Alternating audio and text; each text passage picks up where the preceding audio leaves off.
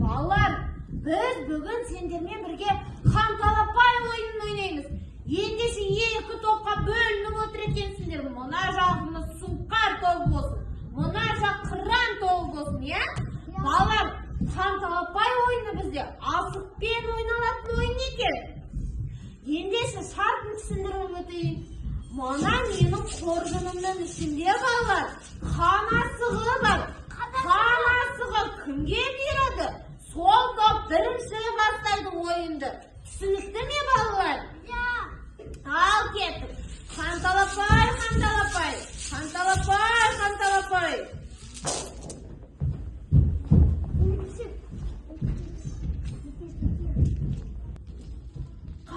Балалар, қан асығы сұңқар тобына бұйырған екен, е? Ендеше Ерасыл Жүркен ойынды бастай ғой. Әй, қабақ деген жетпей қалды, е? Ал келесі қыран тобынан Әбілман сыртыға ғой. Қане. Ата ғой. Ал келесі Алихан келе ғой. Қане, бұйырар ма екен? О, жарайсың, атқан асығында ала ғой. Ала ғой, Алихан. Ала ғой, ананы да ала ғой. Екі асық атты бар емес. Жарайсың, қане қайтып көп жинайды екен, е? Келесі Расыл келе ғой. Ата ғой. Ой, жарайсың, ала ғой асығынды.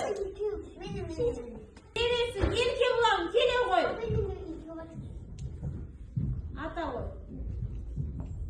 Қабат деген ой, жарайсың, ала. Рахмет, қане келе ғой. Қане, келе ғой, ата ғой. Ой, жарайсың, Сұлтан Ахмет. Менің балаларым қандай мерген еді. Қане, Ерасыл келе ғой.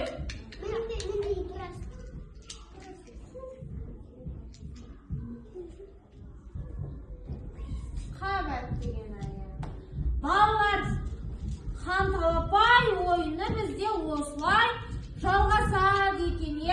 Қане бізде қай топ көп асық жинады екен? Мен қарайын, е?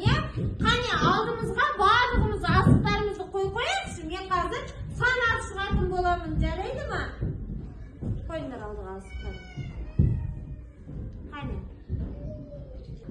4 асық. Сұңқарлар тобында 4 асық екен балалар. Ал қыран тобында неше асық екен, қане? 7 асық екен балалар.